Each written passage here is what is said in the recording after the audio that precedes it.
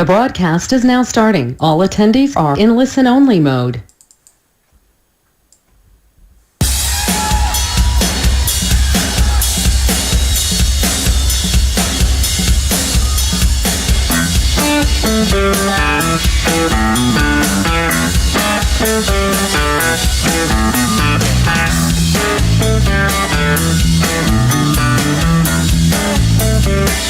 Oh, Susie Q.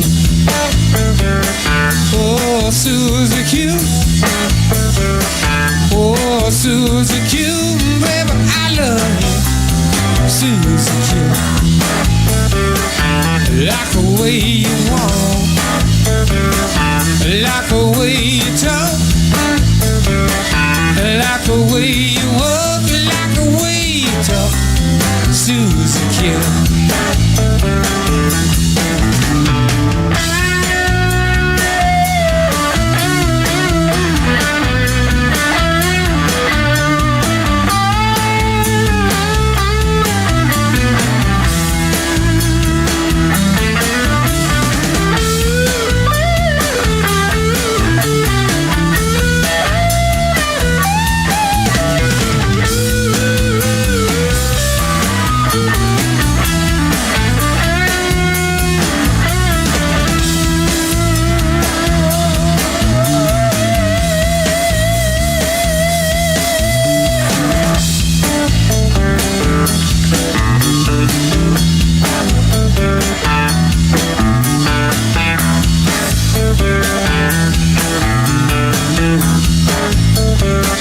But say that you'll be true.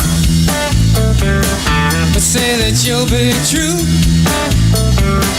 But say that you'll be true and never leave me blue. Susie Q. But say that you'll be mine. But say that you'll be mine. But say that you'll be mine, baby, all the time.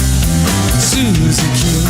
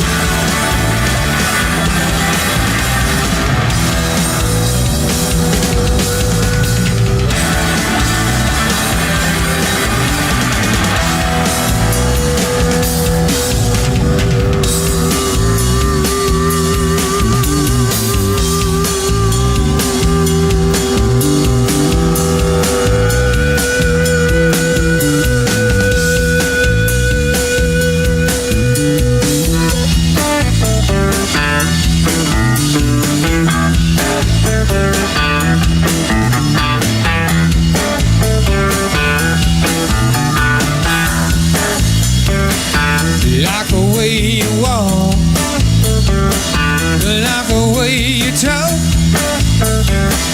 like the way you walk, like the way you talk. Susie Q. Oh, Susie Q. Oh, Susie Q.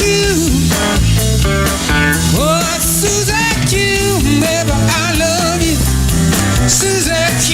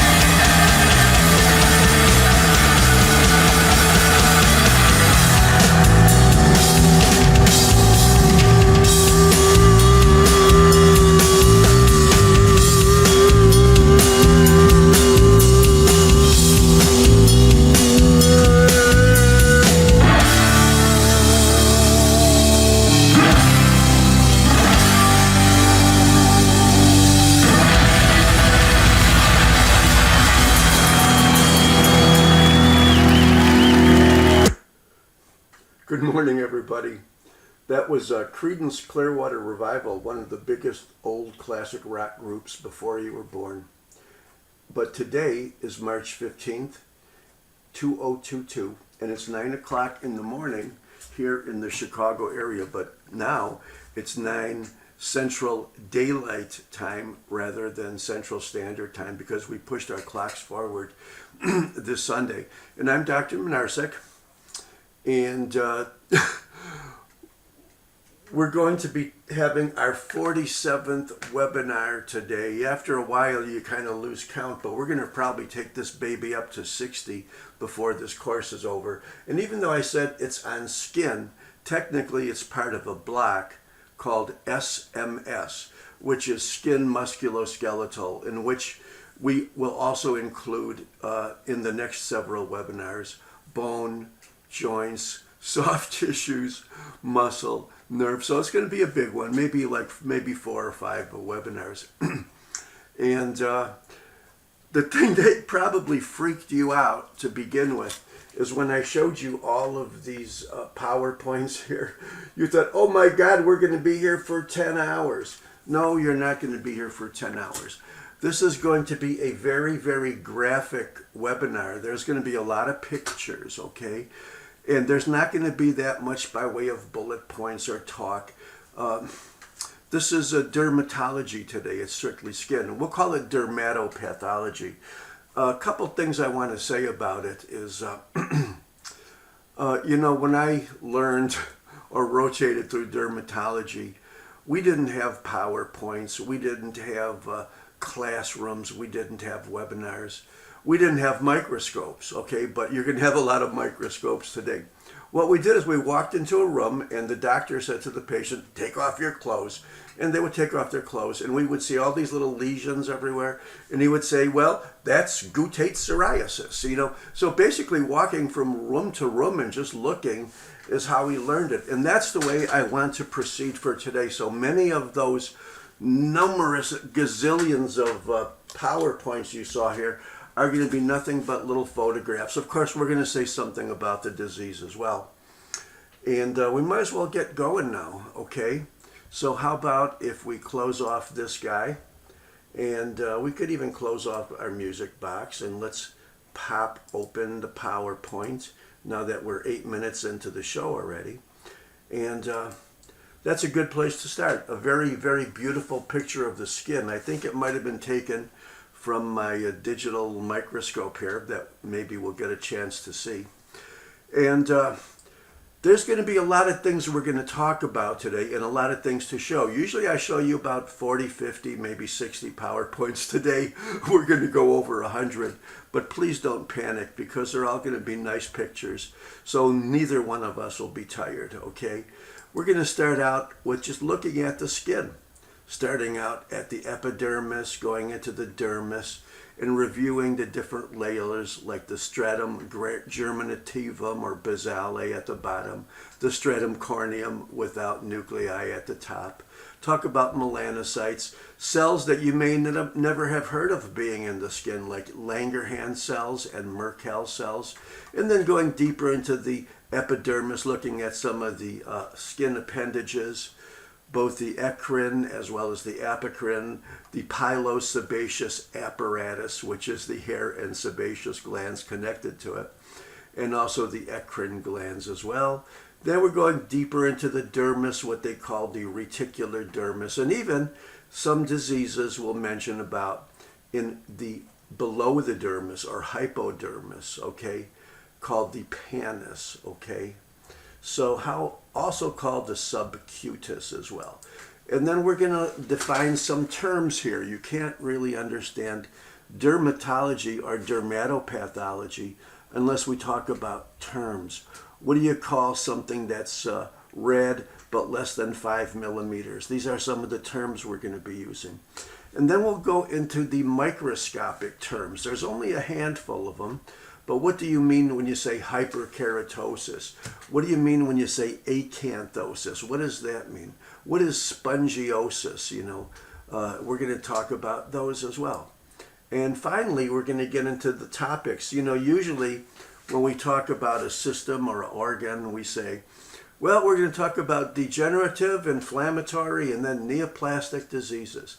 Well, it seems like what we're going to do here is at first talk about the pigmentation disorders and then the neoplasms. And finally, towards the end, we're going to give you a big installation of the so-called dermatoses, okay?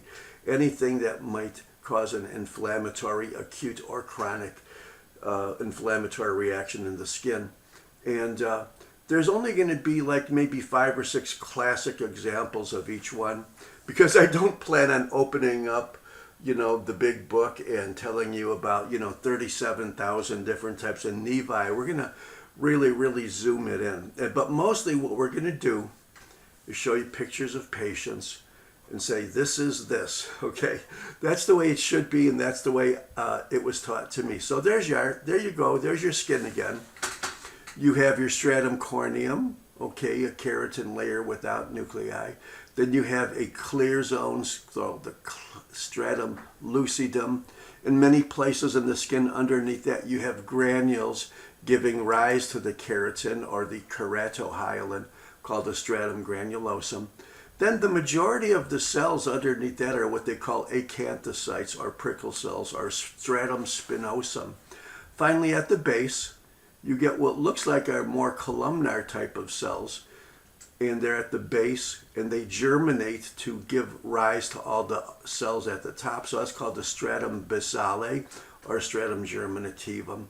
And then you have a looser dermis that interdigitates with the basement membrane of the epidermis. That's called the papillary dermis. And then you have deeper down, more firm connective tissue, okay, basically having strength in all directions, called the reticular dermis.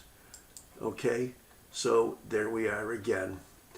And keep your eyes focused in on that, baby, because I'm going to show you something really quick. Bingo. Here's the labels. Let's do it again. Stratum corneum, stratum lucidum, stratum granulosum, okay, stratum spinosum, which is the majority of the cells. Finally, at the base, the basal cells. And even though the nuclei of the melanocytes is also near or at the base, they send cytoplasmic processes up into the middle epidermis with melanin granules to help shade or protect most of the cells of the epidermis. Papillary dermis, why? Because it looks like little papillary fingers. Deeper dermis, in which you might find some skin appendages, called the reticular dermis. Okay, and there you go. And there it is close up again. And here we have it now showing deeper dermis. And basically you have 2 kinds of skin appendages. The one with the little hair shaft that you see right here are your hair follicles.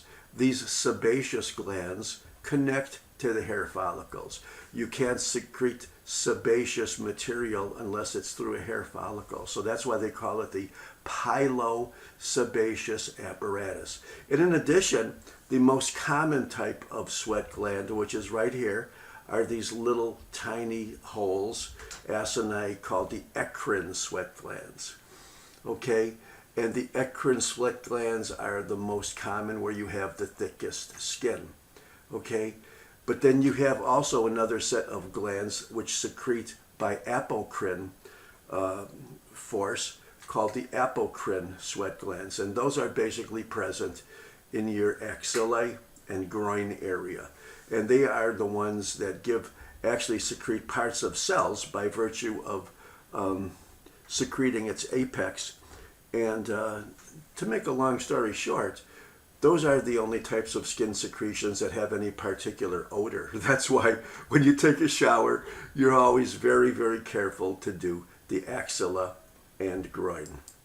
Okay, let's get into some of the terms now. I hope you've heard of some of these before, but it's very important that you know the difference between them, okay? A patch is a big macule. A nodule is a big papule, and that's something that's more than 5 millimeters. A plaque is a thickening, okay? A vesicle is a little bag of fluid. A bulla is a bigger vesicle. A blister is a generic word generally for either a vesicle or a blura. A pustule is a blister that has pus inside of it. A wheal is something you might call a hive or a welt that you see in acute allergic reactions. A scale is something that looks like a scale on a fish. Okay, lichenification is a process secondary to abrasion and rubbing and scratching. Excoriation is basically also a destructive process. And finally, we can't ignore the part of the skin that everybody ignores, the nails. Onycholysis. Basically, that means separation or lysing the nail from the nail bed. Okay, a macule is a circumscribed lesion, usually different color from the rest of the skin, but it's flat. You can't palpate it, you can only see it. And it's less than 5 millimeters. A patch is a macule that's bigger than 5 millimeters. A papule is something you can palpate, but it's less than 5 millimeters, and it looks like a little dome or flat type of palpable small lesion. If it's bigger than 5 millimeters, it's called a nodule. A plaque is also elevated and it's generally flat, okay? And it could also be caused by papules that coalesce. So a plaque is kind of like a flat nodule. A vesicle is something that's filled with fluid within the epidermis, but it's less than 5 millimeters. A bulla is a big vesicle. It's the same thing, but it's only more than 5 millimeters, okay? It's important to know that 1, 2, 3, 4, 6 of these things we defined already are really 3 things that change their name if they get bigger than 5 millimeters. A blister is a generic word. Dermatologists use it, but mostly people do. And it could either be a vesicle or a bulla. It doesn't matter what the size is. Pustule is a blister filled with pus, not water. A wheal is something you see with acute allergic reaction. It's generally red. It can usually blanch when you press on it. It means that there's some dermal edema and dilated blood vessels, okay? A scale is exactly what you would see if you looked at the scale of a fish. They're like little plaques, okay? And they basically do not have perfect keratinization, or what they call cornification, okay? Lichenification is basically a process. It's not a thing, okay? And it's rough skin, usually the result of rubbing or scratching, okay? Excoriation is like a scratch, okay? And onycholysis is separation of the nail plate from the bed. These are the few terms you must use, because when you see a patient and you examine them, which is easy to do, whether you're using your naked eye or a magnifying glass, you have to measure things and use the right word. And on the basis of how you describe and use those correct words will usually tell you almost instantly what the actual disease is. Here's some macroscopic terms now. There's not as many, but you should know what they are. Hyperkeratosis, perikeratosis, hypergranulosis, acanthosis, and this is what they are, folks. Hyperkeratosis is strictly thickening of the stratum corneum, the superficial layer that doesn't have nuclei. Perikeratosis is when the superficial layer still has nuclei, okay? In hypergranulosis, you have thickening of the stratum granulosum, okay? And acanthosis is generally an increase in the prickle cells or the stratum spinosum, and it's generally synonymous with the term hyperplasia, because most of the cells in the epidermis are prickle cells, stratum spinosum, and if they're increased, you can call that acanthosis. Papillomatosis is also hyperplasia, which drags up with it parts of the dermis as well. Remember when we saw this in the GI system, whenever there's a hyperplastic process, the increased number of cells has to increase the surface area. So it drags up a little bit of the underlying connective tissue. Dyskeratosis is exactly the same thing as dysplasia of the squamous epidermis. Acantholysis is loss of the little connections between the stratum spinosum prickle cells, okay?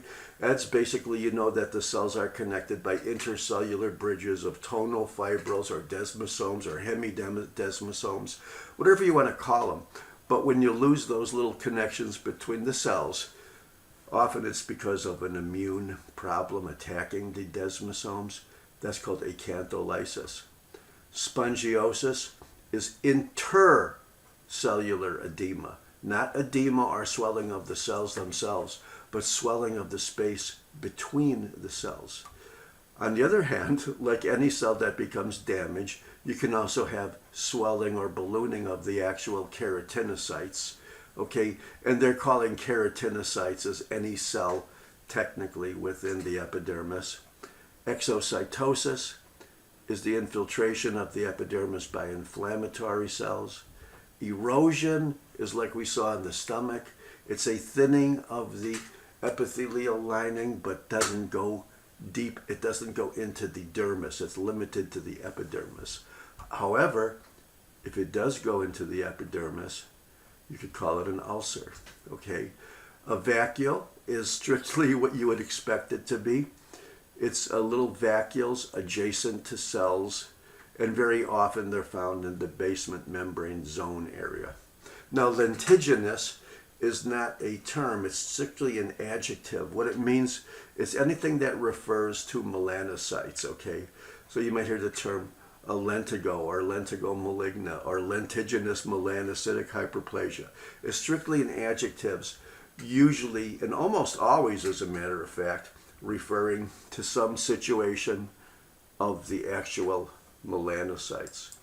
So here's how we usually talk about diseases within a system or an organ or a chapter or a topic. But guess what? We always put the inflammation first and the neoplasm second. And if there's anything that's degenerative or congenital, we start out with that. But we're not going to do that. We're going to actually look at the tumors first and then the inflammation, okay? So basically this is how we're going to handle the rest of the webinar here. We're going to talk about pigmentation disorders, what can go wrong with melanocytes, tumors of the epidermal cells, the keratinocytes, tumors that are premalignant or malignant, and then tumors of the dermis. Okay, so these will be like connective tissue tumors, benign and malignant. Tumors of cells that normally don't populate the area, but they come in anyway to form tumors, you know, like histiocytosis or lymphomas, for example. Disorders of maturation, like incomplete cornification or keratization, like you see with ichthyosis, or what the patients call ick. Then we'll talk about the 5 or 6 classic acute skin inflammations, or dermatoses, or dermatitis. We'll call them what you want. Then we'll talk about 5 or 6 of the major chronic ones. And you know what?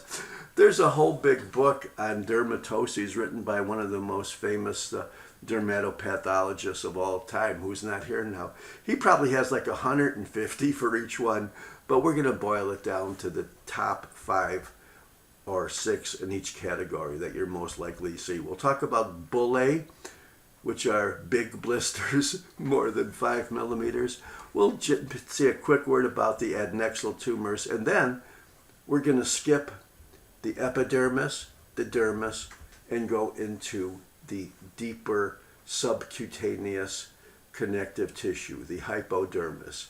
Inflammation of the hypodermis or subcutis is called a paniculitis, if that's where the primary area of inflammation is. Then we're going to show you some classical critters, mostly viruses and arthropods, that love to wreak havoc with the skin or do bad things to it. Okay, here are the common pigmentation disorders. Vitiligo, an absence of pigmentation where normally there should be melanocytes, freckles, increased spattering of melanocytes seen related to sun and in certain geographic groups, melasma, increased facial pigmentation often related to the hormones of pregnancy, the so-called lentigo, again, which has something to do with a benign collection of melanocytes, nevus, which is very similar to a lentigo, but very often this includes the dermis as well. The so-called dysplastic nevus, which is every pathologist's great fear, because if you have a dysplastic nevus, it may become a malignant melanoma. And sometimes you're not sure. And every pathologist I've ever known, including myself, whenever they get a melanotic tumor and they're not sure if it's a melanoma, they always send it to the guy, or who I mentioned before, Bernie Ackerman, who is the classical, undisputed king of dermatopathology. Here's vitiligo. It's an area of decreased or absent pigmentation in the area that normally should have it. Sometimes it could be confused with what they call post-inflammatory hypopigmentation, okay? And that could return. But vitiligo, like you see here, could be a congenital disease. Patient can have it all their life. And of course, it would be most noticeable in people with darker skin. So many people think that vitiligo is just a skin of black people, but it isn't. It's a disease of focal areas of hypopigmentation, in which the areas are less dark or less melanocytic than the rest of the skin around it. Freckles, technical name is ephilus. You could barely see him here, and I've been using that picture because the girl is so cute, but I found a better one last night. And here you are, just focal areas of, and they could change with exposure to sunlight. They could look more prominent during various seasons, warm seasons, sunny seasons, and so forth. And basically, without going into it, they're just focal collections of slightly increased numbers of melanocytes in the skin. That's pretty obvious, isn't it? I hope it is. Here's a woman that's pregnant, and she looks like she has a nice little bat on her face and on her upper lip. That's the area of increased hyperpigmentation, increased melanocytes, and she happens to be pregnant. And this disease or this condition called melasma may very well clear up after she's not pregnant anymore. And so, as you could guess, that it's probably related to, estrogens, because it's a very most often seen in pregnant women, melasma. Okay, now here's something that we just called lentigo. We talked about increased or decreased areas of melanocytes. But here is a specific lesion, okay? It's flat. You can't palpate this. You can only see it, okay? And it is fairly well defined. And it's darker, most likely why any skin is darker, because there's increased numbers of melanocytes. Okay, this is called a simple lentigo. It's not a freckle. It's not a melasma. It's not a reverse vitiligo or vitiligo. It's strictly an increased growth, usually benign, of melanocytes. However, there is a type of lentigo called lentigo maligna, and that's usually considered a beginning or superficial form of malignant melanoma. How do you tell the difference?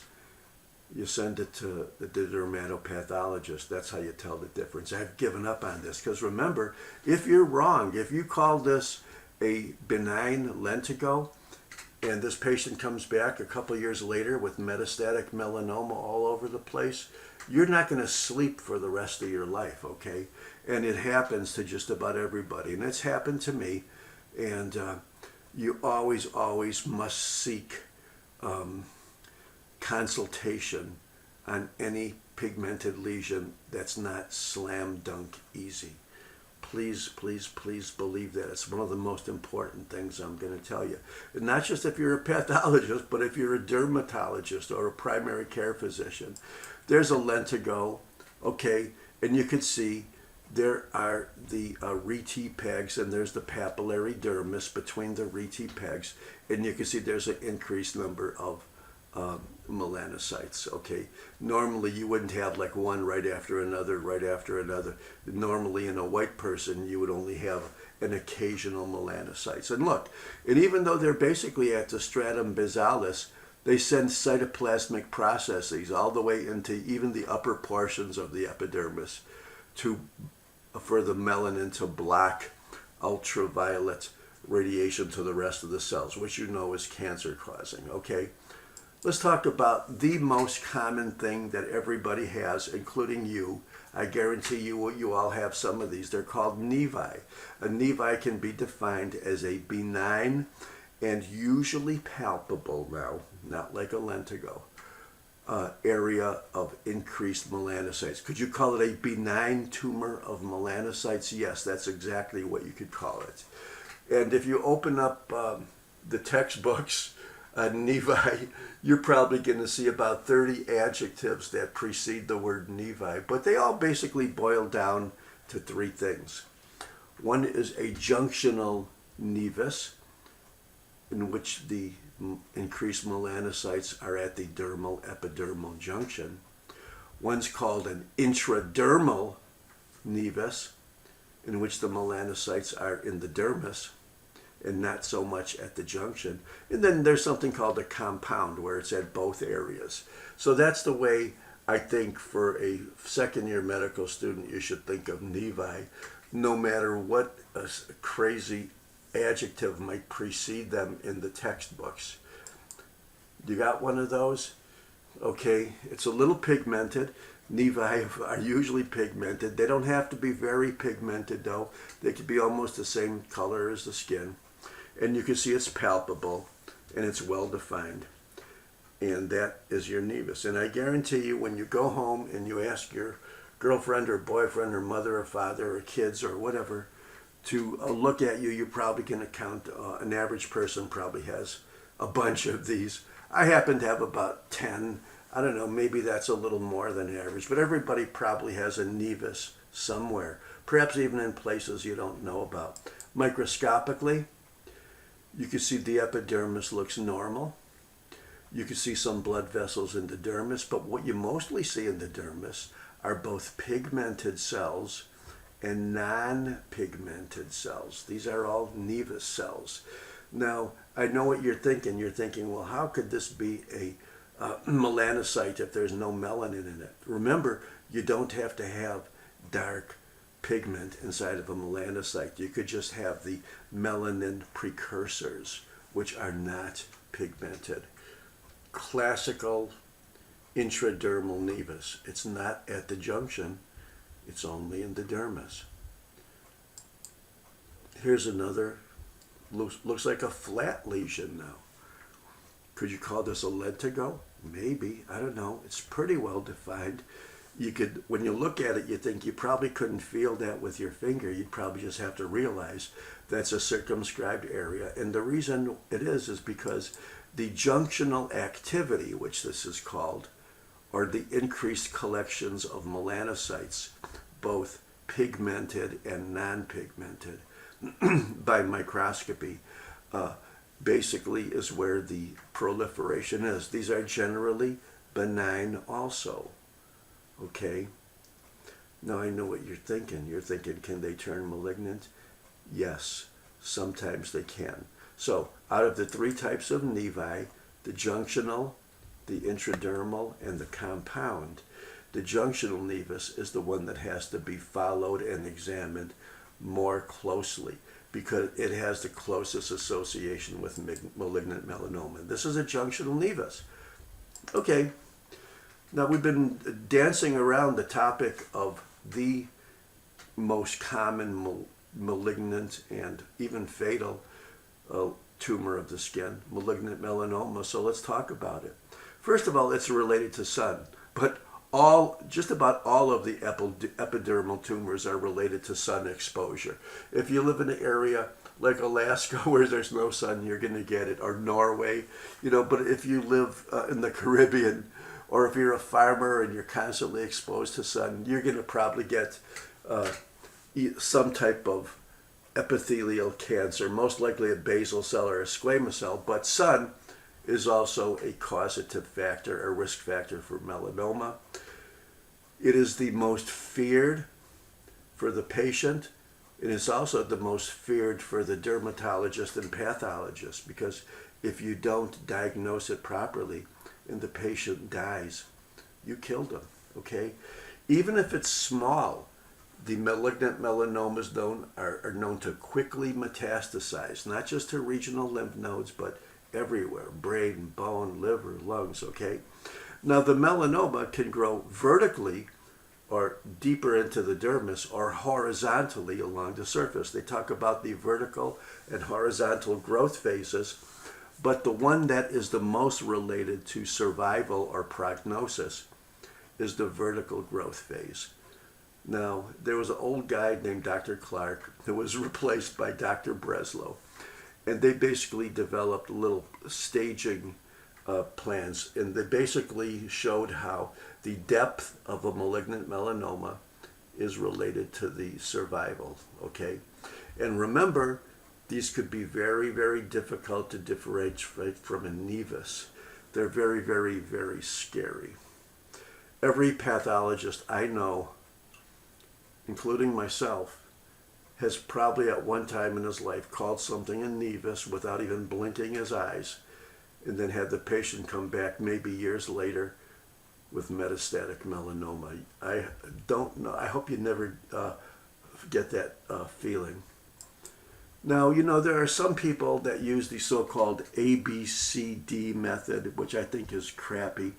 But here is a way to basically tell, when you look at a pigmented lesion, whether it's a nevus or whether it's a melanoma. A is asymmetry. The more asymmetrical it is, the more likely it is to be malignant. Borders. If it has very sharp, well-defined borders, it's probably a nevus. If the borders are very irregular or blend in or with the skin, it is more likely to be benign. C stands for color. And most people would think that the blacker it is, the scarier it is. Well, that's not true, because some of the worst melanomas don't have any pigment at all. But these things are not as important as how much it changes. That's the E. That's the evolving over time. And there's another thing called the G, which is growing. So in the A, B, C, D, E, F, G, without a doubt, the two most important things, which are 10 times more important than all the rest of them, are E and G. How has it changed or evolved, and how is it growing? It could be big, it could be little, it could be black, it could be white, it could be firm, it could be soft. But the change. So when you go to your dermatologist with a pigmented lesion, he doesn't give a damn about A, B, C, D, E, F, G. He's going to say, has it changed? Which is the most important question. Here's what it looks like if it's malignant. We don't know if this is benign or malignant, and I don't know either. I'm not going to try to tell you. I can tell. But here is it malignant microscopically. Big, dark, ugly cells, big nucleoli. Here's a cell that's 20 times bigger than the one next to it, but most of them have nucleoli. They have some pigment, but remember, please, this is the second most important thing I want you to learn today, is most people think that the more dark, ugly pigment, the worse it is. But remember, in pathology, when a tumor becomes undifferentiated, it's less likely to make and do what it's supposed to do. So some of the most malignant tumors don't have melanin at all, or not much, simply because they're so undifferentiated, they lost the ability to make melanin. Here is Dr. Clark, who's not used anymore. Here's Dr. Breslow. And Dr. Breslow says that if your melanoma is completely within the epidermis, you got a 94% chance of surviving. Dr. Breslow also says that if your melanoma goes into the subcutaneous fat, your chances of surviving are less than 50%. So that's what they did. And Dr. Clark says, well, let's call it epidermal, papillary dermis, reticular dermis.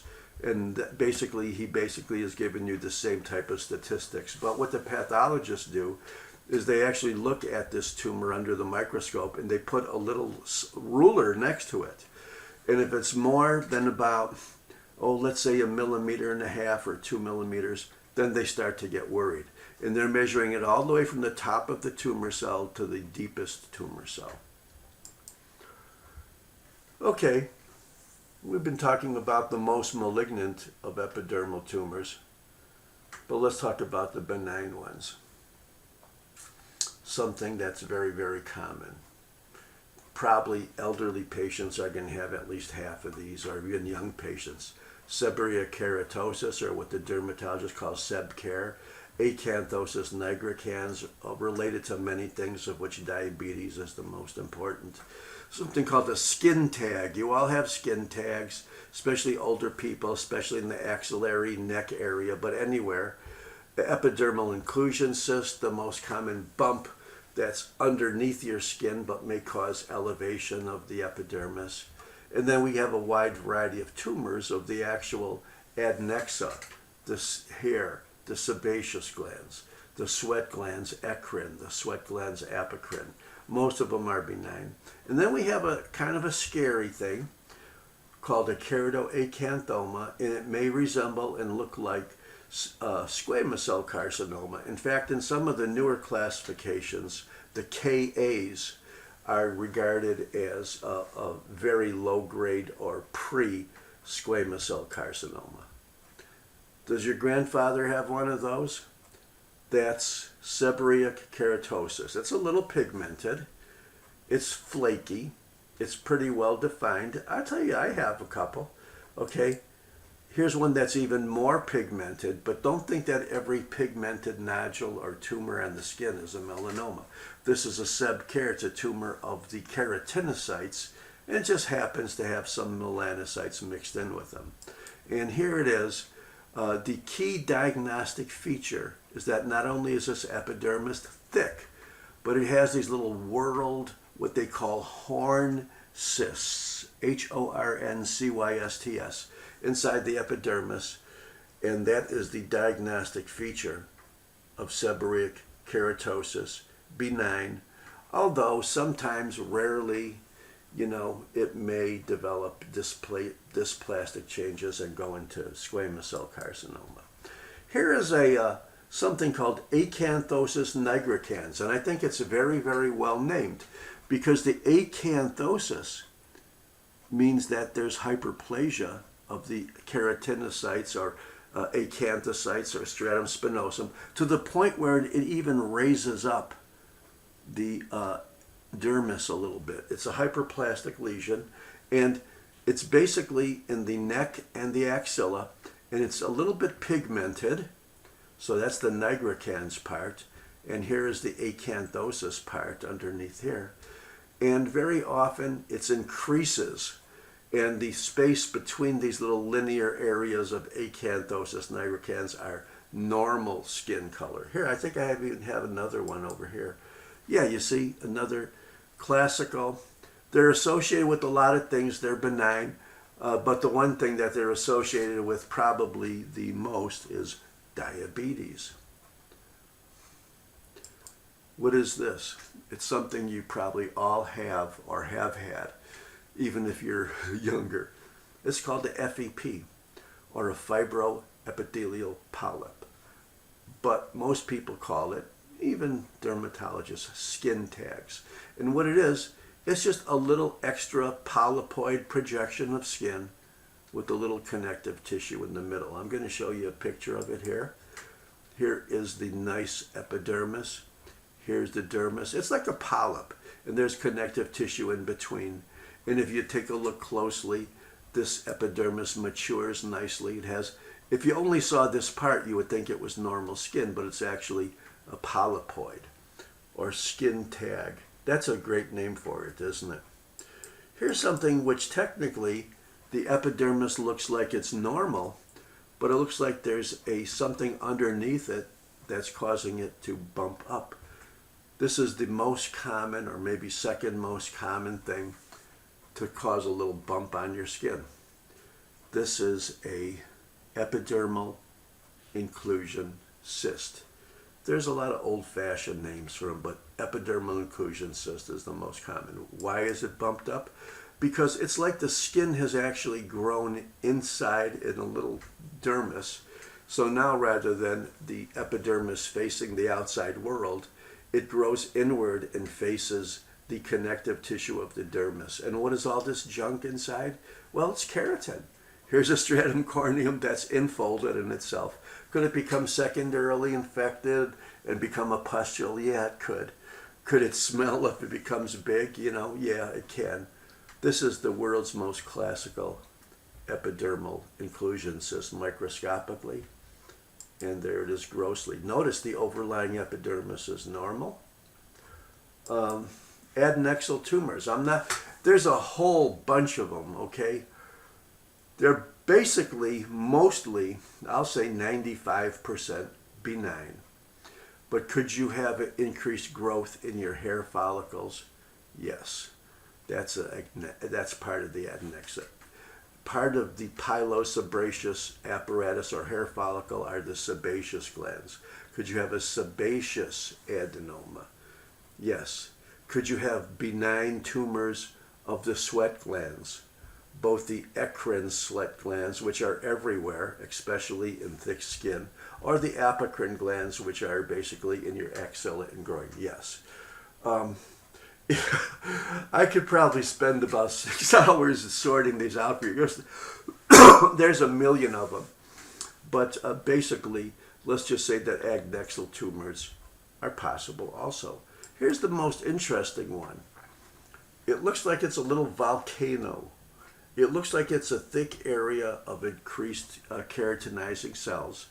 In the center has a hole. They call this a crater because it does look like. The term for this is a crater. And here's another one. Most of them have what they call a crater, grossly. And you're thinking, oh my God, what is this? Could this be squamous cell carcinoma? Well, it could be. But most of these things are regarded as benign, even though in some newer classifications, they may call them a very, very low-grade squamous.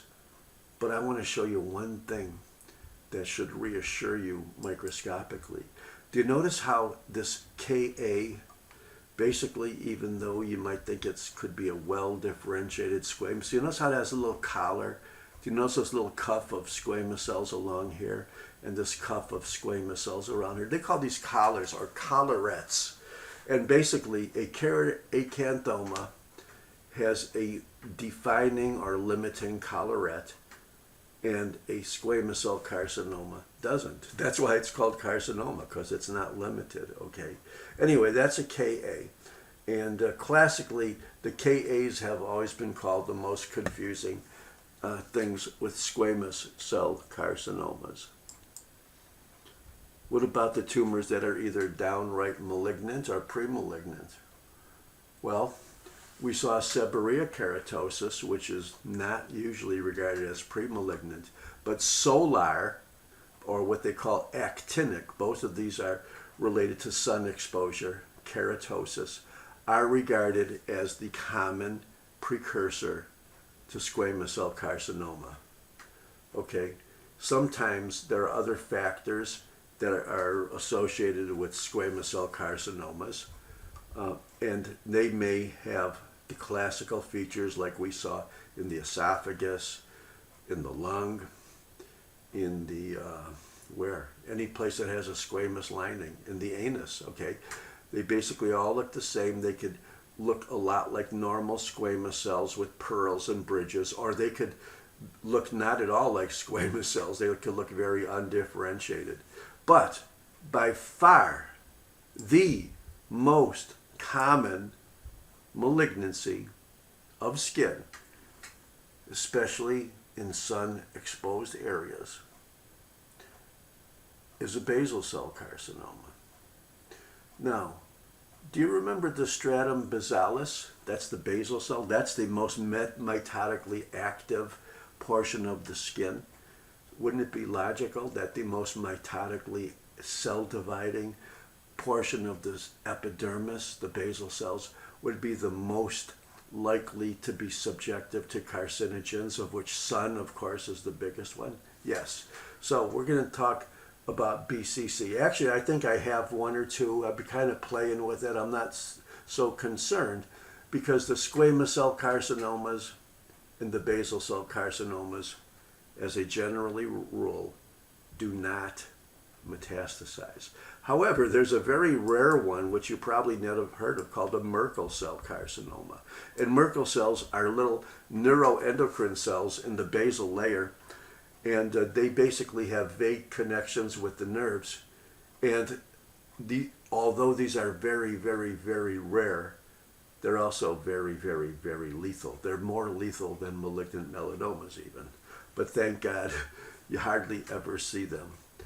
But being a neuroendocrine type of cell as an origin, it might look exactly like a small cell carcinoma, and it behaves like a small cell carcinoma also. General comments: what types of common skin tumors the sun related to or cause? All of them.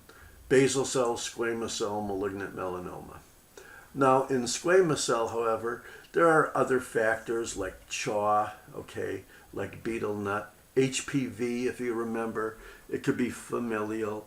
Arsenic is a carcinogen as well. Okay, the good news is the two most common ones by far, which is over 95% of all skin malignancies, squamous cell and basal cell, they generally do not metastasize. They may invade locally, they may go through the cartilage of your ear, but they don't metastasize. But the rarest one of all is also the most malignant, even more malignant than malignant melanoma. That's the Merkel cell. It's also called a trabecular tumor. It's also called a neuroendocrine tumor. And my friend Cyril Toker, from the University of Maryland, is the man who actually studied this the most, and he used to come over to one of my hospitals in Maryland and talk to us about it. But that's another story. This is actinic keratosis. You could probably call it a keratosis because it's generally flaky and thickened. You might think maybe this is seb-care, but it doesn't have those little horn cysts. What it does have are just growths of squamous cells, and usually a little bit of dysplasia or dyskeratosis, simply because it is the general precursor to squamous cell carcinoma. It doesn't have to go into it, but when you get a squamous cell carcinoma on a sun-exposed area of your skin, chances are it has been preceded, possibly even for many, many years, by AK, or actinic keratosis. Here's a lesion similar to what we saw. Maybe you could tell it's a tumor. You could tell it's a little thickened. You don't know they're squamous cells yet, but let's say that you and I had a little contest about whether this is a AK or actinic keratosis versus a squamous cell carcinoma. Well, anybody's opinion is worth listening to, but there's no real way you could tell. Basically, the best thing to do, especially if it's changed or doesn't go away or ulcerates, is maybe have it cut out. And if you did, you might see that perhaps this thing does not have a collarette. So it's not an AK. And furthermore, you can see that the edges are not that well defined. Here, it looks like it's even invasive a little bit. Okay, a little cluster here and here and here. So this is a squamous cell carcinoma, and eventually it might even invade the cartilage of the ear. And why is this ear cartilage? Because it's probably the most sun-exposed area in your whole body. It's the part of your head that usually doesn't have a hair covering or even a hat, maybe. Okay. This is a classical infiltrating squamous cell carcinoma. You can see that these are squamous cells. They form little pearls. These are not horn cysts. These are pearls. Okay. If you look closer, you may see some atypia. Okay. And because this tumor is well enough to make these pretty well-defined pearls, you would probably call it well differentiated. If you could not see pearls, but you saw tiny little spaces between the tumor cells with looks like hairs connecting them, or what they call intercellular bridges or tonofibrils or hemidesmosomes or desmosomes, then it might be moderately differentiated. If you could tell it was an epithelial invasive malignancy, but it didn't form pearls and it didn't have too many of the bridges, you might say it's poorly differentiated or even undifferentiated. And in that case, it may even be an adenocarcinoma that's poorly differentiated. Here's a picture of a squamous lesion. This is AK. Do you notice there are atypical cells there, and they're big, dark, lumpy, irregular? Maybe you could see the tiny little hairs in the spaces between the cells, so you know it's squamous. It doesn't form glands. Here's an atypical cell. Here's an atypical cell. This could very easily just be a run-of-the-mill actinic keratosis. But most of the actinic keratosis will have a little bit of atypia or what they call dysplasia or dyskeratosis. And at some point in time, you're going to have to realize that maybe it's just an early squamous cell carcinoma. So here's the question.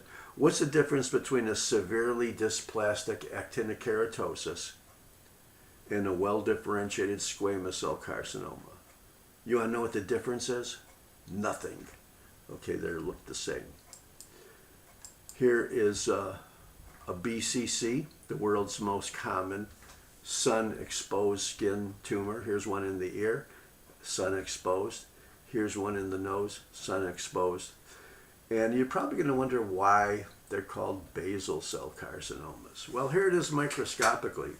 And if you remember, when you look at epidermis, the deepest layer, the stratum basale, often looks like the cells are much more columnar than these flat surface cells. But they also look like they're a little bit palisaded. And take a look at the tumor underneath, this invasive tumor. The cells at the periphery of this basal cell carcinoma look like the palisading that you see in the basal layer of the skin. Okay, that's why it's called basal cell. #1 skin cancer in the world. Here's a tumor you probably will never see. I've only seen a couple. It's pretty well defined. It looks red, happens to be also in a sun-exposed area. But they're not really that related so much to sun as the other ones are. If you look at the cells in here, what are you going to say? You're going to say, well, they're big. They don't have much cytoplasm. Most of them are round. These look like what you might call a small cell or neuroendocrine carcinoma. And that's exactly what they are. Because in your skin, normally, you have Merkel cells. That's probably something you never learned in histology. There's a few of them scattered in the basal layer, and they connect to nerves. Okay, and could you have a neoplasm of these cells? Yes, you can, and if you do, it's called a Merkel cell tumor, also a trabecular tumor, also a neuroendocrine tumor. And it's a malignant as all hell. Very low survival. Even if, for example, the primary area looks kind of small, this may very well have metastasized to the lung and the brain and the liver already, okay? Dermis tumors. Well, let's see, we're about halfway done. But yeah, let's talk about the dermis tumors, then we'll take our break. Well, you know, the dermis has connective tissue. The connective tissue has fibroblasts. So you think a benign tumor of the dermal fibroblast would just be called a fibroma, or a dermal fibroma, or a dermatofibroma. And that is still the commonest name for the commonest type of dermis tumor. Now, they found with immunohistochemical studies that these are not just regular old fibroblasts, but they have a lot of markers that the macrophages also have. So they're probably more likely to be on the pathology report as a benign fibrous histiocytoma. And if they're malignant and probably larger, they may be called a malignant fibrous histiocytoma. But there's also an area in between that still has the word sarcoma in its name, but it's still kind of regarded as benign, and that's called the dermatofibrosarcoma protuberans. And don't forget, you can also have xanthomas or localized collections of cholesterol-filled macrophages to form little yellow bumps. And there's probably a whole big classification of vascular tumors. Some of them look clearly like blood vessels, and when you press on them, they turn white for a few seconds. And some of them may be so malignant and undifferentiated that they don't even look like they have endothelial linings anymore, in which case you have to do a special stain. That's another story. Here's a bump. Don't think because it has a little pigment that it's going to be melanocytic. This is actually a tumor of the dermis. And if you looked at it, these look like sort of spindly cells. You might want to call them fibroblasts, and you probably can. And they're mixed in with a little peppering of lymphocytes, as you could see. But you can also know that some of these have markers for macrophages, and the pathologists love to call macrophages histiocytes. So this is the most common dermal tumor, a benign fibrous histiocytoma. Here's something that's bigger, okay, and if you cut through it, you'll see there's spindly cells again. They don't look terribly malignant, but look how they're like a basket weaving. Look how these little fibers are growing like they've been weaved into some kind of pattern. This pattern is always or usually given the adjective storiform. So a tumor that has storiform spindly cells is probably going to be in this histiocytoma family. And if it's big, even though it might be worrisome, these generally do not metastasize. However, take a look at this spindly dermal tumor cell. And some of these nuclei are as ugly and dark and big and scary as all hell. And they're not really clearly arranged like basket weaving. They look like they're growing in every which way.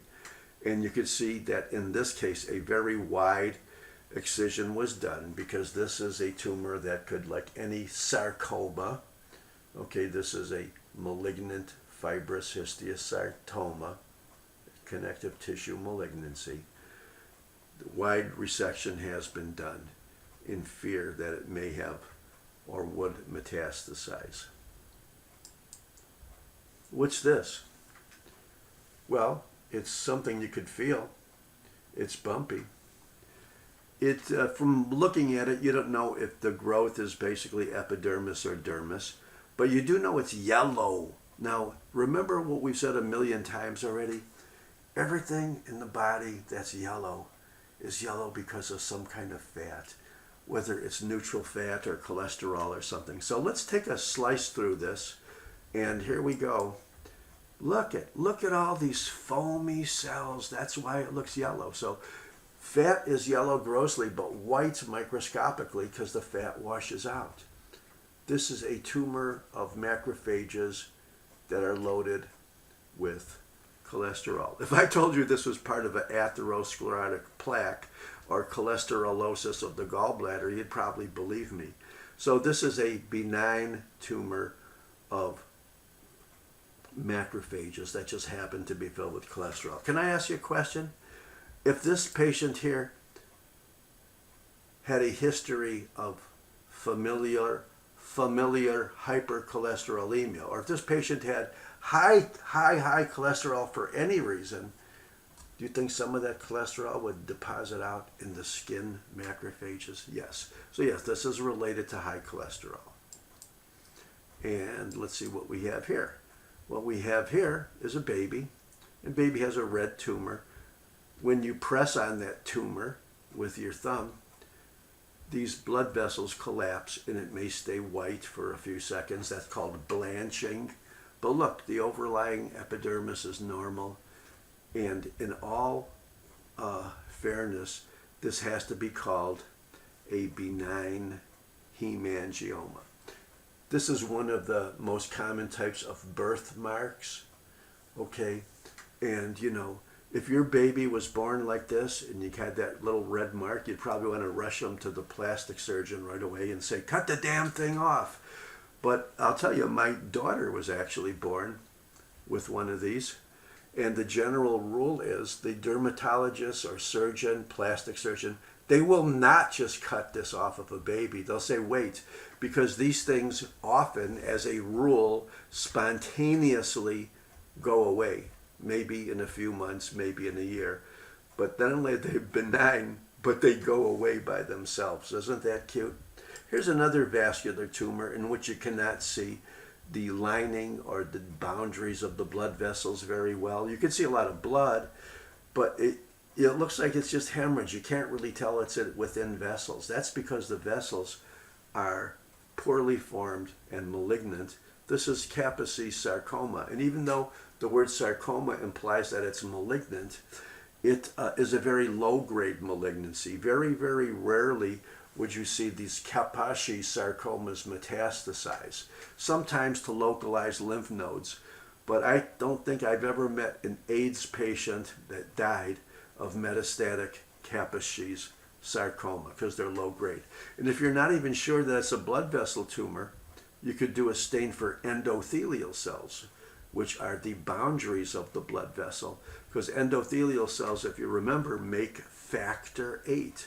So if they are factor VIII positive on immunohistochemistry, you know it's a blood vessel tumor. Okay, last thing I'm going to say, I'll say two more things before we take our break, because I know we've been covering a lot of ground. What are cellular immigrants? Well, there's a lot of talk about immigrants now coming from Mexico or coming from Ukraine. Okay, they're people or cells that normally don't populate an area. Okay, so histiocytes do not normally populate the epidermis, but there are a couple of cells called Langerhans cells, which are macrophage or histiocyte origin, and they can develop tumors. They can be malignant tumors, and it's called histiocytosis. Now, even the word mycosis fungoides might sound like a fungus. It's not. It's actually a malignant proliferation of T cells that originate primarily in the skin. And most of the primary lymphomas of the skin are T cell lymphomas. They could be appropriately called mycosis fungoides. However, most of the lymphomas in general, especially in lymph nodes and spleen and bone marrow and wherever, they're not T cell. Most of them are B cell lymphomas, but mycosis fungoides is a T cell lymphoma. Or if you remember mast cells, the cells that basically line blood vessels and release histamine under IgE triggering to produce the type 1 hypersensitivity. Well, they can also be in the skin as well and cause tumors. And mast cell tumors are not malignant, and they're also not common. However, if your dog has a bump and you take him to a vet, most likely it's going to be a mast cell tumors. They're the most common dermal tumor in dogs, in case you care. Last thing we're going to talk about is this leg that looks like a fish because it has scales. It's a thickened keratin, and it's a little bit of a separation between these so-called plaques or scales. It looks exactly like a fish, so this is a scaly thing, and it has imperfect keratinization. It's a developmental disorder. You're born with it. It's genetic. And do you see how the stratum corneum has these little corneal layers that are very, very lamellar or like parallel and wavy with respect to their neighbor? Well, that's why this one is called the most common type of ick or ichthyosis, lamellar ichthyosis. Guess what, folks? We're all done with a half or more than half of today, and we're still going at a fast rate. So let's take our 10-minute music break, and we'll talk about the dermatoses. Now that we've talked about the tumors, let's talk about the inflammations, the common inflammations of the skin, both acute and chronic. So we'll see you in about 10 minutes, if I could crank up these next 3 songs.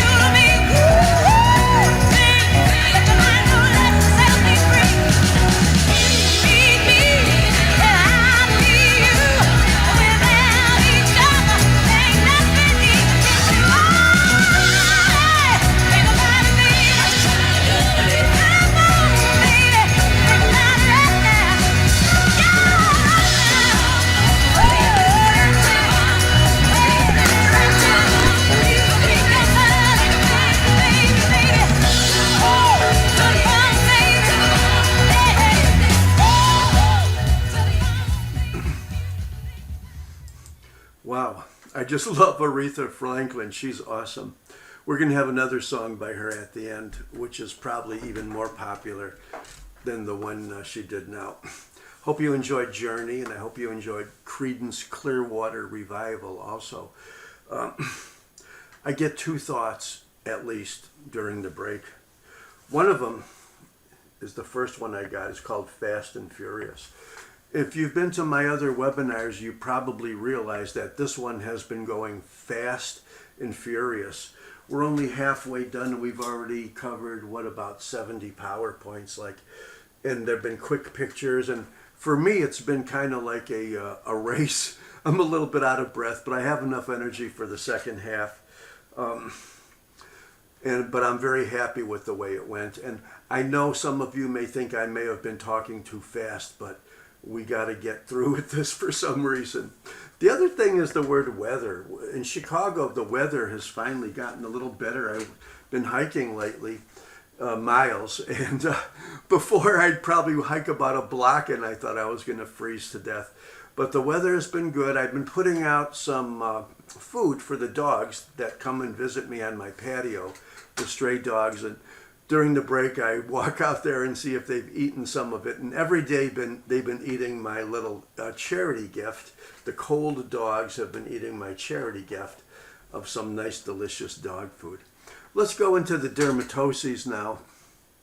And this is kind of an interesting thing also, because we're going to be talking about the inflammatory situations of skin.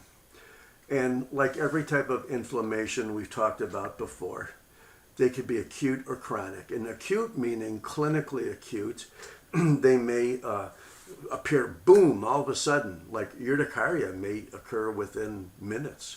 Okay, chronically is usually a long period of time, weeks, months, years even. So, but also remember, in acute inflammation, the immediate cells to respond are usually the neutrophils, or what we call the polys. And then in chronic inflammatory diseases, you may have them replaced, or the predominant inflammatory cell may have a mononuclear configuration like a lymphocyte or a macrophage. So that's what we're going to talk about. Three common acute reactions covering a whole wide variety of acute skin flare-ups, and then the most common, probably chronic inflammatory diseases. Urticaria, hives, okay, wheals, welts. Call them what you want. They are basically part of a type 1 hypersensitivity reaction, which means they're triggered off by mast cells lining the blood vessels in response to being triggered off by some type of IgE response. Most urticaria are allergic reactions. In an allergy, the histamine dilates the blood vessels, as you know. There may be an early spattering or splattering of inflammatory cells, but there's also dermal edema as well, because edema is also a hallmark of acute inflammation, and that's very strongly related to the vasodilatation as well. Here is a epidermis. Here's some blood vessels with a few chronic inflammatory cells. I wish I could have showed you the dermal edema a little bit better, but the reason why it's not as homogeneously pink as you would expect is because the lighter areas are just areas which have more fluid. So this is a classical hive or wheal or welt, or most common term, urticaria. Another acute reaction, often sort of synonymous with acute dermatitis, is the word eczema, or acute eczematous dermatitis. Now, if you take a look at all the things that could cause your skin to flare up acutely, besides the usual allergies, there's a whole wide variety of acute inflammatory disorders. Some are related to sun, some are related to drugs, some are related to allergens. So the differential diagnosis of eczema is probably almost about as wide as acute dermatitis in itself. Now, even though I can show you a lot of the things we see with acute inflammation, the one word that we used at the very beginning was the word spongiosis. And remember, we defined it as intercellular edema. So here's a kid with an acute flare-up. You would say some of the lesions look almost like they're a little bit greasy, or what they call weeping. Very often the word weeping is used by the dermatologists to describe this kind of thing. And this is acute eczema. And this happens to be something they would call atopic, but there's millions of forms of eczema. Okay, now, do you see that in this epidermis, many of these cells look like they have little halos around them? That's because that's fluid, and the fluid can connect between the cells, or intercellular edema. That's spongiosis.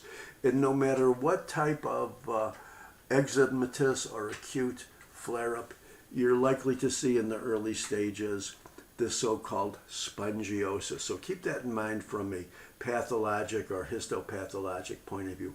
What happens if these little fluid spaces get bigger? Well, they could not only have more fluid, become a blister or a vesicle or a bullae, but they could also be secondarily infected. So this happens to be a pustule, okay, that we found with an acute inflammatory reaction. And remember, the characteristic cell of acute inflammation is neutrophils.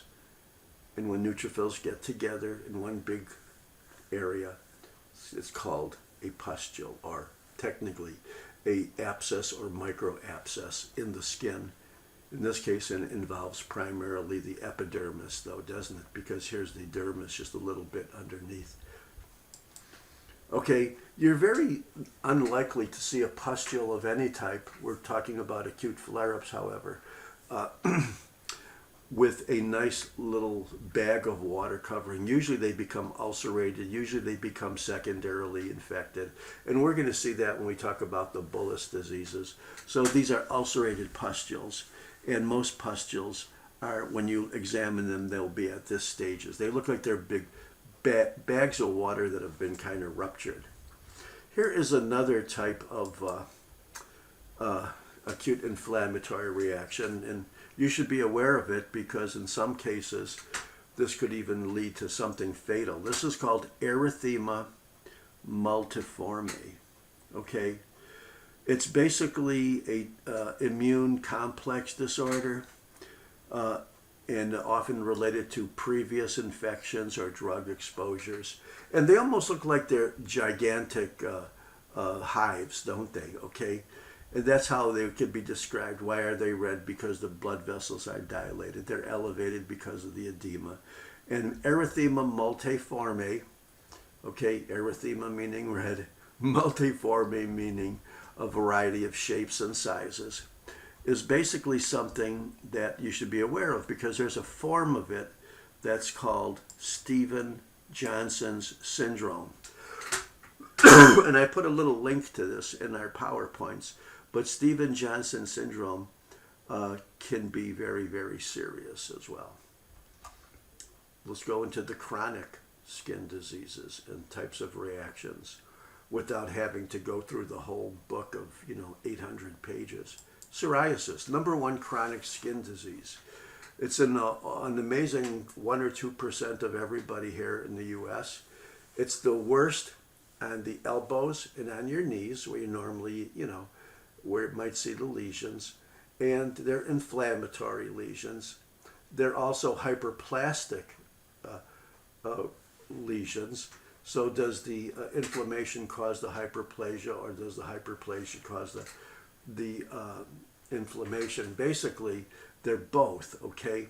And whenever you have a hyperplastic process of the epidermis, it's going to draw up the Reti pegs to increase the surface area to compensate for the increased number of cells, which is hyperplasia.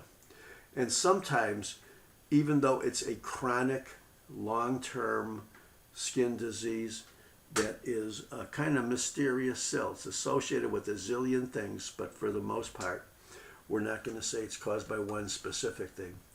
Sometimes these hyperplastic layers of cells can have tiny little abscesses within the epidermal layers, and these are called Monroe intraepidermal microabscesses because they can't see them grow, so you can only see them with the microscope. Here is hyperplastic skin. It's thickened.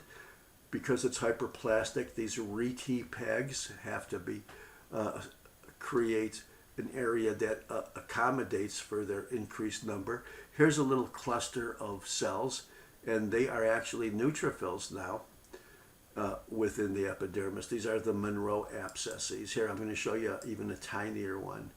And trust me, even though it's a chronic inflammatory disease, that's a little cluster of neutrophils there. Hyperkeratosis and parakeratosis.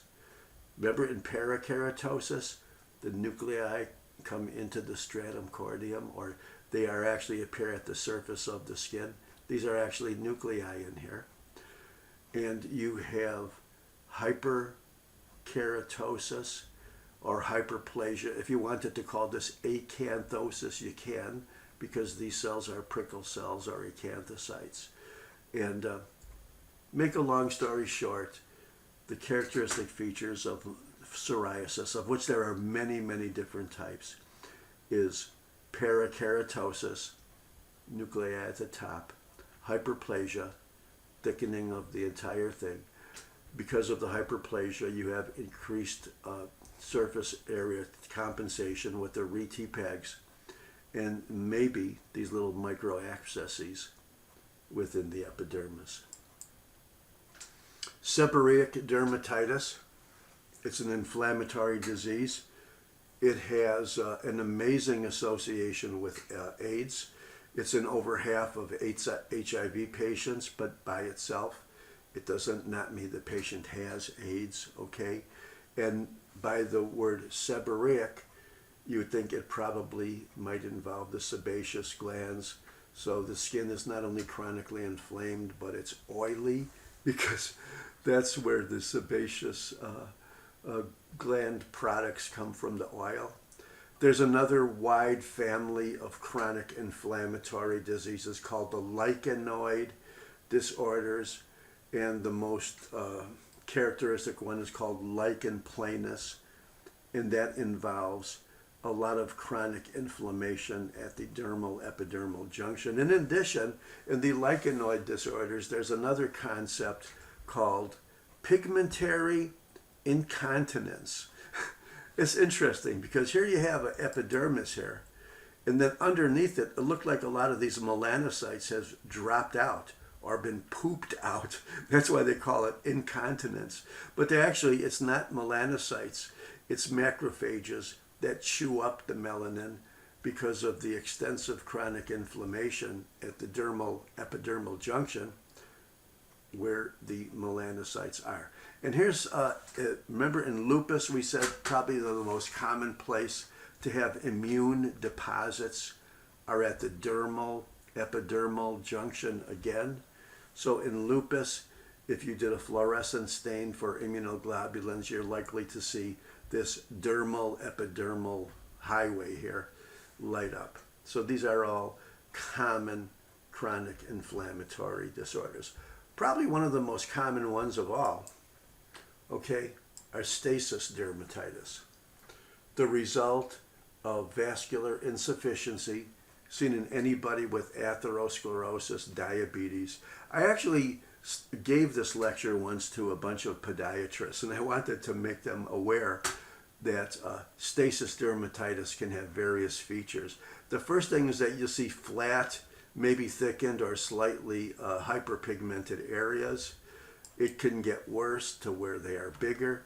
It could actually take on a purplish or almost gangrenous kind of appearance. There could be secondary ulceration. This is a severe stasis now. Look how heavily pigmented it is. And I think there's even one more example of stasis dermatitis. So why should I talk about it for hours when I could just show you 5 examples in increasing severity? That's 2, 3, 4. And maybe that one's the worst of all. I don't know.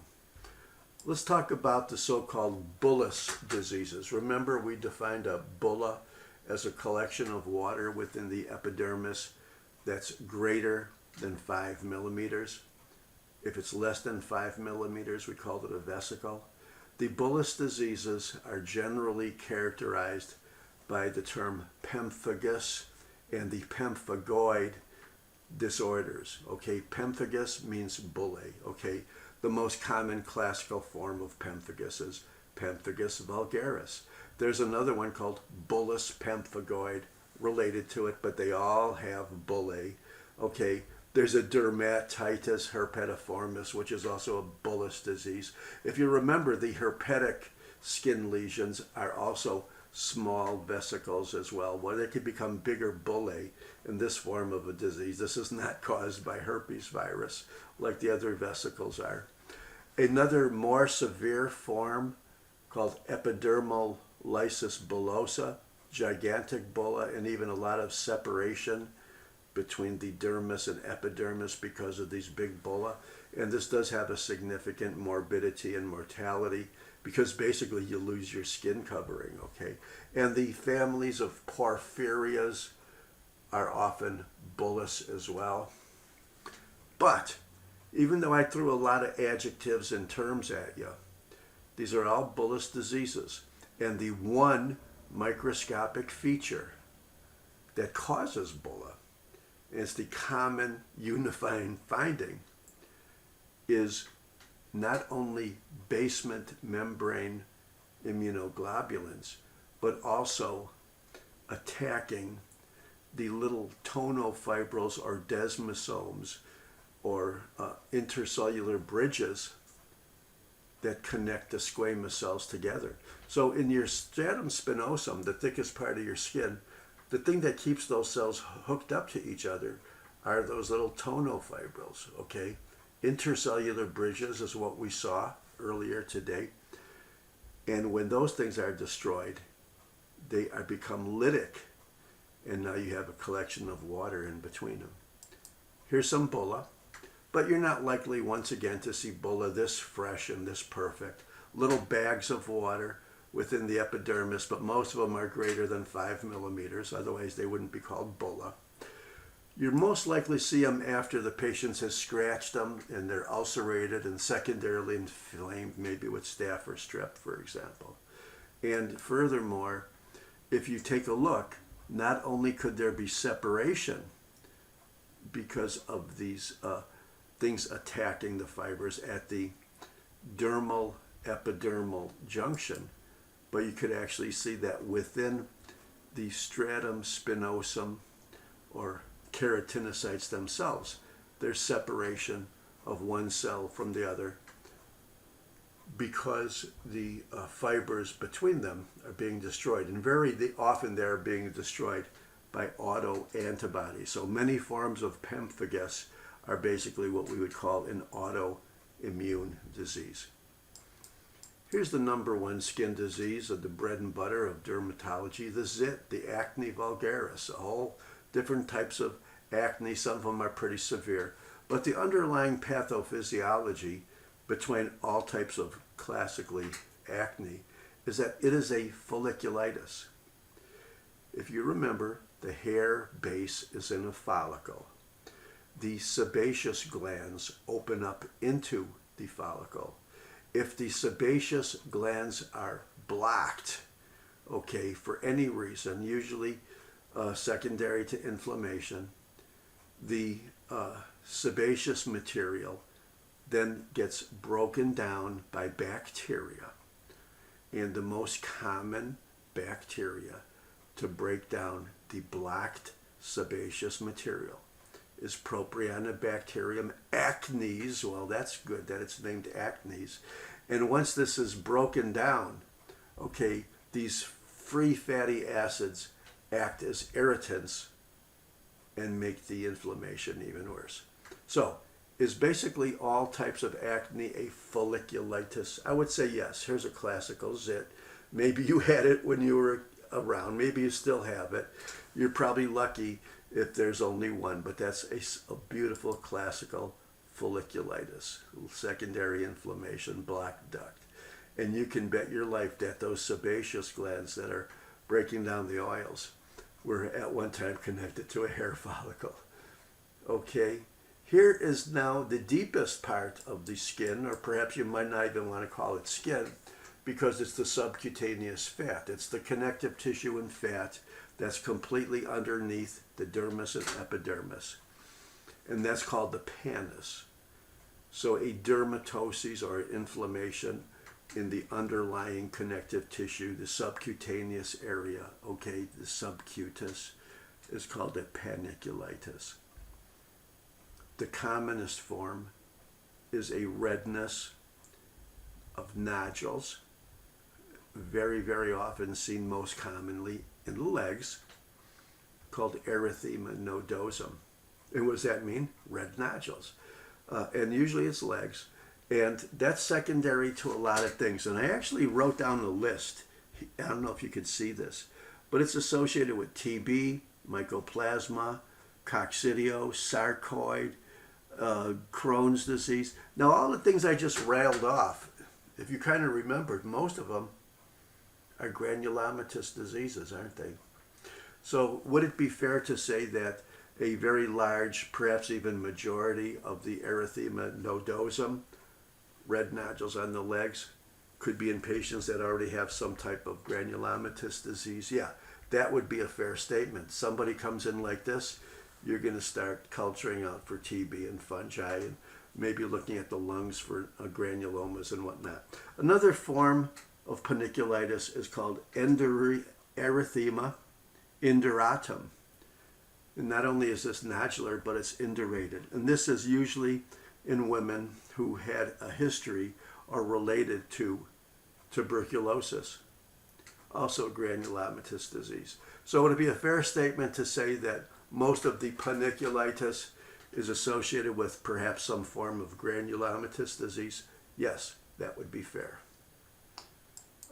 Here's another picture. Okay, and here is inflammation and fibrosis in the underlying fat and connective tissue. And remember, this is not really granulomatous by itself, is it?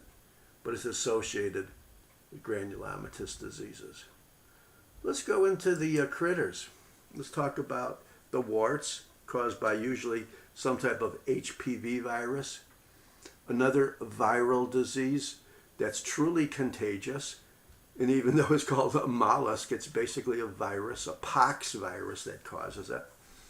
Most of the localized, acute, and even purulent inflammations of the skin are caused by your usual gram-positive cocci, the staph, the strep. And that has the general name impetigo. And although it's usually more common in kids, it could be in anybody. The fungal diseases called taenias. And we'll even mention a couple of real bugs, arthropods, which could be either, if you remember from taxonomy, class Arthropoda, all that means is jointed legs. So it could be 6 legs, which are the insects, or 8 legs, which are the arachnids. And they could be adults or larvae. There's your classical wart. It has certain characteristic histologic features, but I bet if you never looked at the microscope, you'd probably call it a wart.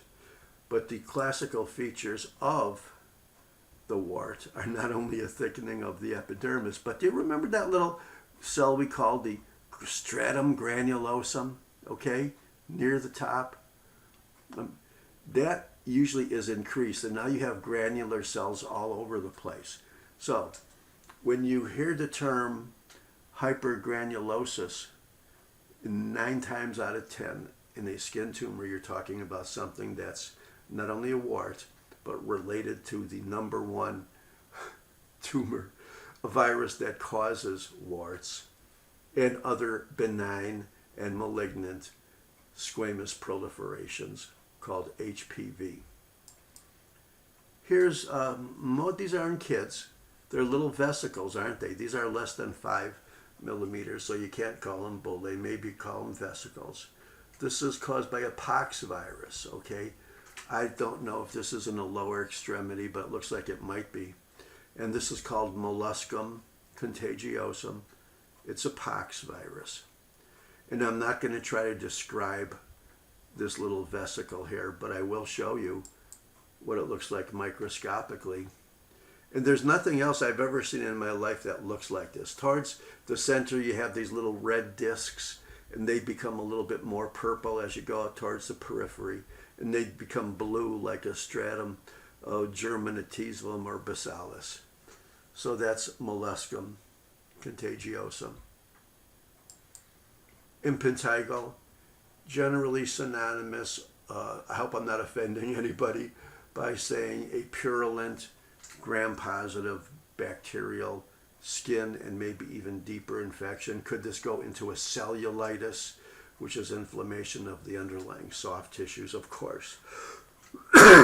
Excuse me. And almost at the end, we got the fungi, the superficial fungi, also called dermatophytes. They are also generally called taenias. Taenia is not a genus or a species name. It means a superficial dermatophytic fungal skin infections. It could be of the head. It could be of the beard region, barbae.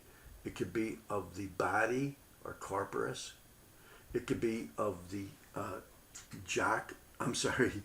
it could be of the crotch area, so-called jock itch. It could be of the foot, or specifically the spaces between the toes, or it can involve the nail. And depending on these various superficial fungi genuses, you might give it a different name.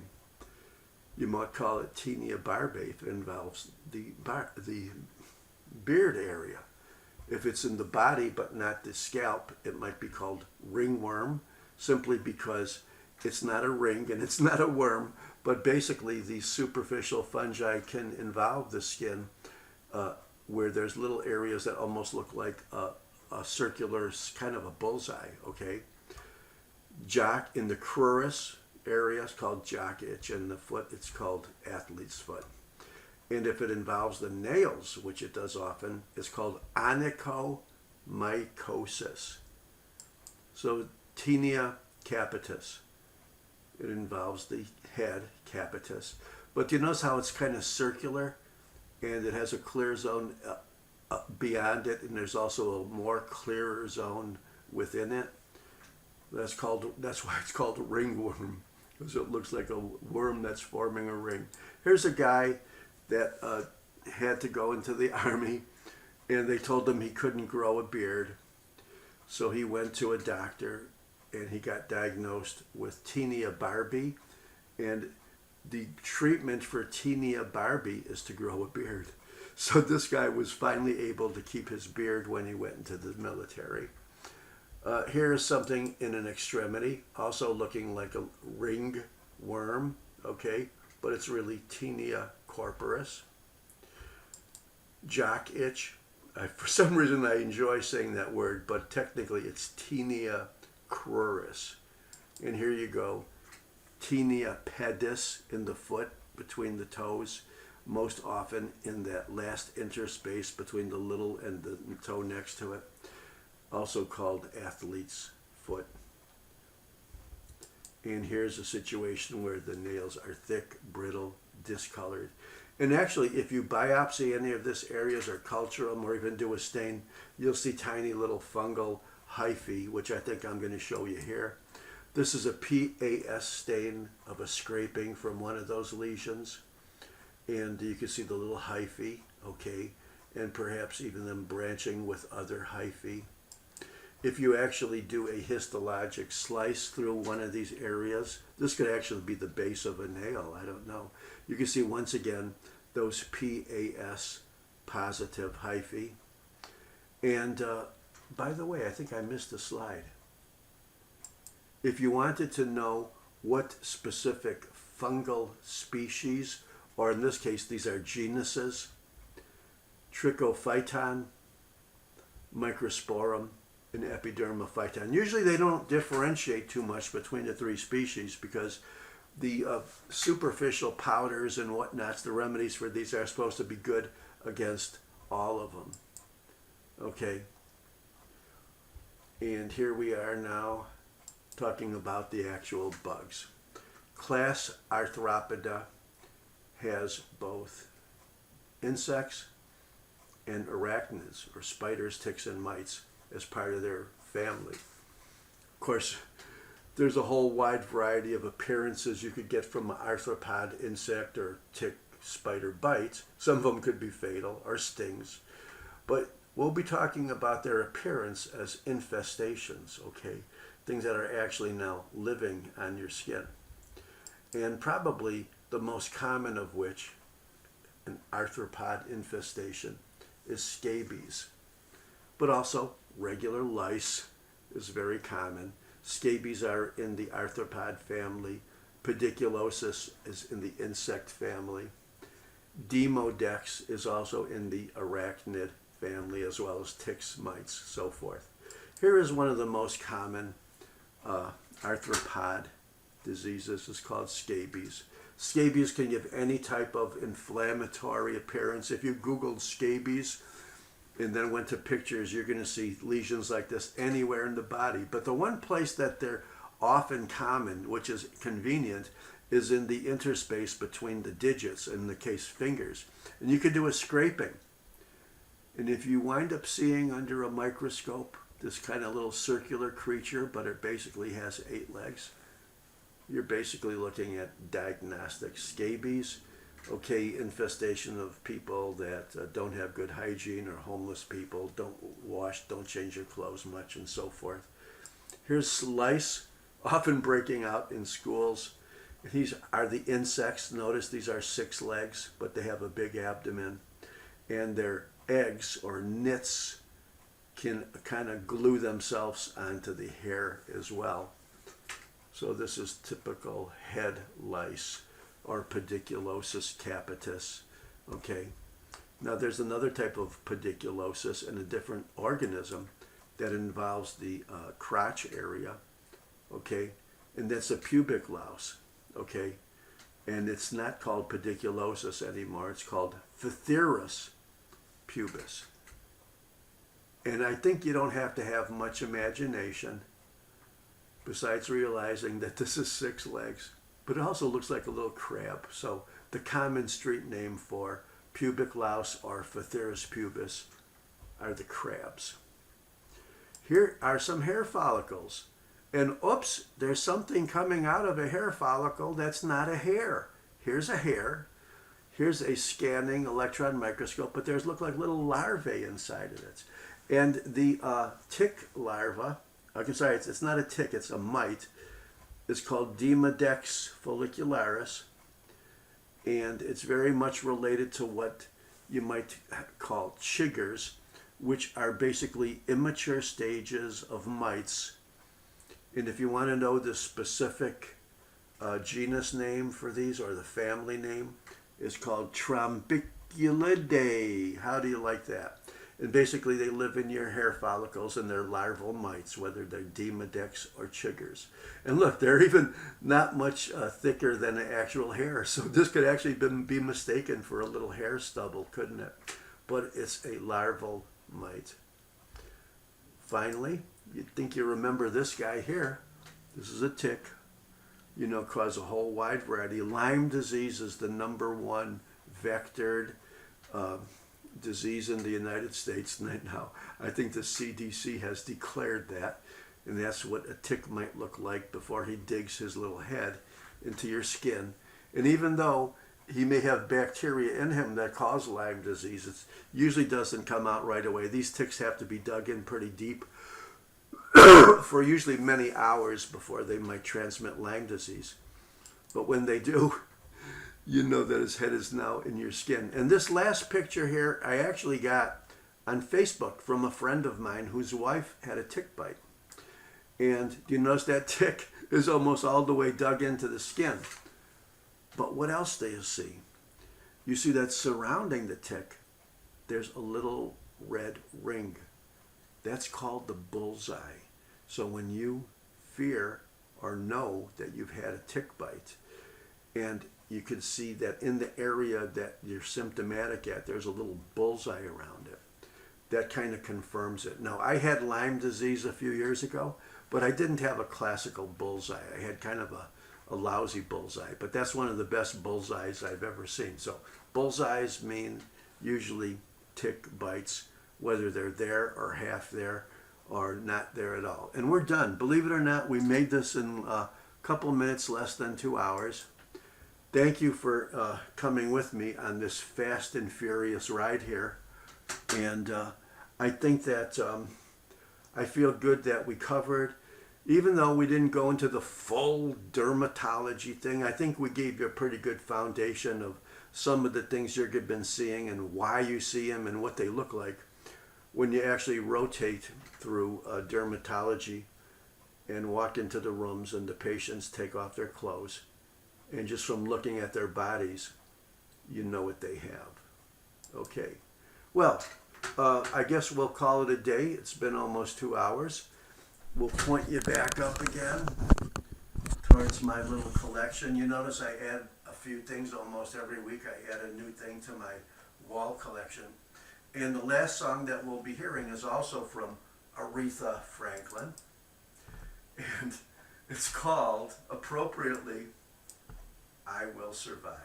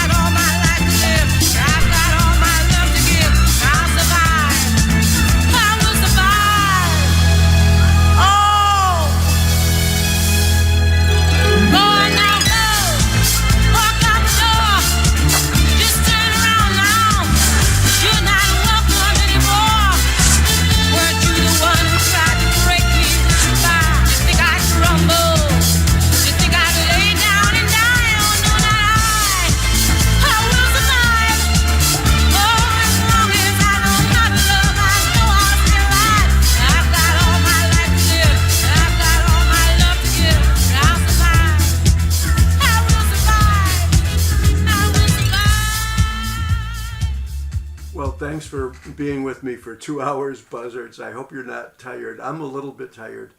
But I want you to not only take Aretha Franklin's advice and survive. You're not only going to survive, you're going to rock.